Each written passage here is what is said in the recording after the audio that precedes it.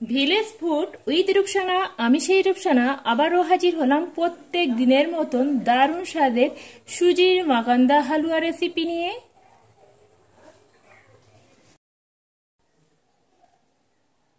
আসসালামু আলাইকুম সুপ্রিয় দর্শক বন্ধুরা, আজকের আমি সুজির মাকান্দি হালুয়া বানিয়ে দেখাবো। তার জন্য নিয়েছি 200 গ্রাম সুজি। এবার আমি সুজির মধ্যে দিয়ে দিচ্ছি 1 কাপ দুধ।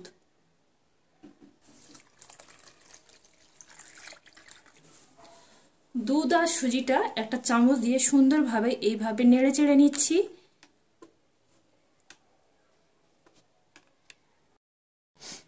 এখানে আমি একটা কড়া বসিয়ে দিয়েছি আর কড়ার মধ্যে 20 গ্রাম কাজু বাদামকে একটু এইভাবে শুকনো খোলাতে প্রথমে আমি ভেজে নিচ্ছি।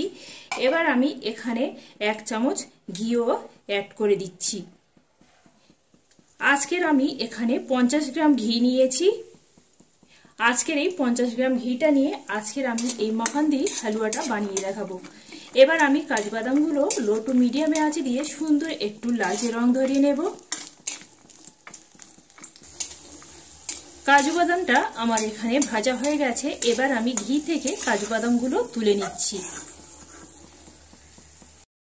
একই কড়ার মধ্যে বেশ কিছুটা ঘি আমি এখানে দিয়ে দিচ্ছি আর কিছুটা ঘি আমি এখানে রেখে দিচ্ছি। ঘি মেল্ট হয়ে গেছে। এখানে 1 কাপ চিনি নিয়েছি। 1 কাপ চিনিটা ঘিয়ের সঙ্গে সুন্দরভাবে আমি ক্যারামেল করে নেব।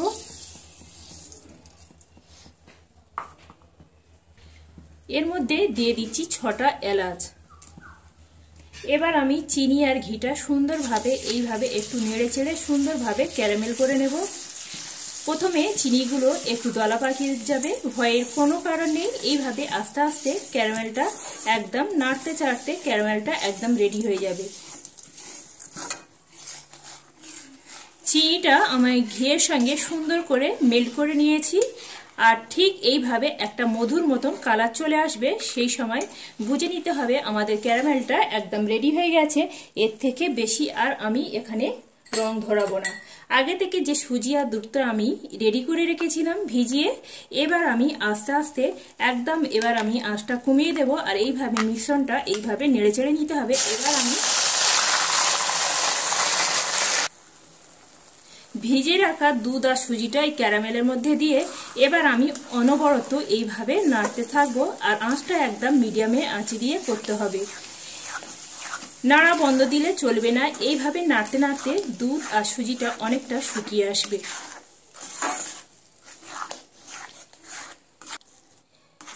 এবার নাড়তে নাড়তে এইভাবে যখন শুকনো হয়ে আসবে, এবার আমি এর মধ্যে দিয়ে দিচ্ছি স্বাদ অনুযায়ী নুন। মিষ্টিতে একটু নুন দিলে খেতে বেশ ভালো লাগে। নুন দিয়ে আবারও আমি সুন্দরভাবে নেড়ে চেড়ে নিচ্ছি। নাড়তে নাড়তে দেখতে পাচ্ছেন এইভাবে একদম শুকিয়ে এসেছে আর কড়া থেকে সম্পূর্ণ আলাদা হয়ে যাচ্ছে। এবার আমি এই পর্যায়ে দিয়ে দেব আরও হাফ কাপ চিনি। এই সময় চিনিটা দিলে এই হালুয়াটা আরও সুন্দরভাবে নরম হয়। চিনিটা দিয়ে আবারও আমি সুজির সঙ্গে এইভাবে নেড়ে চেড়ে নেব। সুজিটা যত মেল্ট হবে, এখানে আমার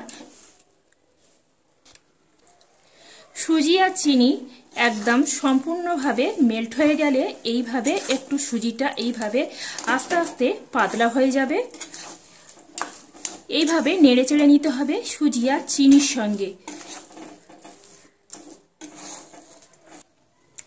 চিনি দিয়ে সুজির সঙ্গে ভালোভাবে আমি মিশিয়ে নিয়েছি আর আগেকার থেকে সুজিটা আরও সুন্দরভাবে একদম সফট হয়ে গেছে।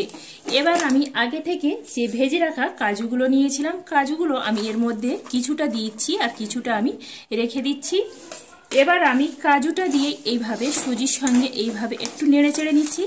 বন্ধুরা, এর আগে আমি অনেক সুজির হালুয়া দিয়েছি, খুবই সুন্দর মানে অসাধারণ কমেন্ট পেয়েছি। আশা করি প্রত্যেক বন্ধুদের কাছে এই সুজির মাখান্দি হালুয়াটা আশা করি ভালো লাগবে। ভালো লাগলে প্লিজ একটা লাইক করে দেবেন। আর এই হালুয়াটা হবে স্বাদে গন্ধে একদম অতুলনীয়। এটা তবে ঘিয়ের ব্যবহার করতে হবে। আর যারা তেল দিয়ে করতে চান তাহলে সবশেষে এখানে কিছুটা পরিমাণে নামানোর আগে ঘিটা দিয়ে দেবেন, এতে করে ঘিয়ের ফ্লেভারটাও পাবেন। এবার আমি কাজুর সঙ্গে দিয়ে সুজিটা সুন্দরভাবে এইভাবে নেড়ে চেড়ে নিয়েছি। এবার আমি অবশিষ্ট যে ঘিটুকু রেখে দিয়েছিলাম এবার আমি ঘিটা এর সঙ্গে অ্যাড করে দিচ্ছি। এখানে আমি মোট 50 গ্রাম ঘি অ্যাড করলাম। ঘিটা দিয়ে আবারও সুন্দরভাবে এইভাবে সুজির সঙ্গে নেড়ে চেড়ে নিচ্ছি।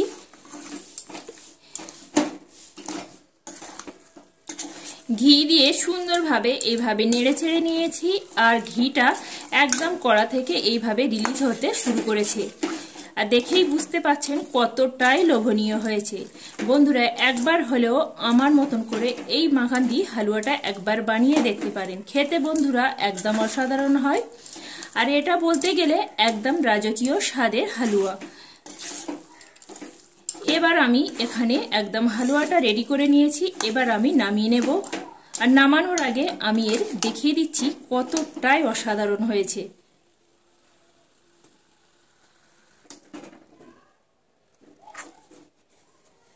বন্ধুরা আজকেকার যদি এই মাকান্দি হালুয়া রেসিপিটি যদি আপনাদের কাছে ভালো লেগে থাকে প্লিজ একটা লাইক করে দেবেন, পাশে থাকা বেল আইকনটি প্রেস করবেন। আমি যখন কোনো এইভাবে নতুন নতুন আর সহজ সহজ রেসিপি দেব সবার আগে নোটিফিকেশান আপনাদের কাছে পৌঁছে যাবে।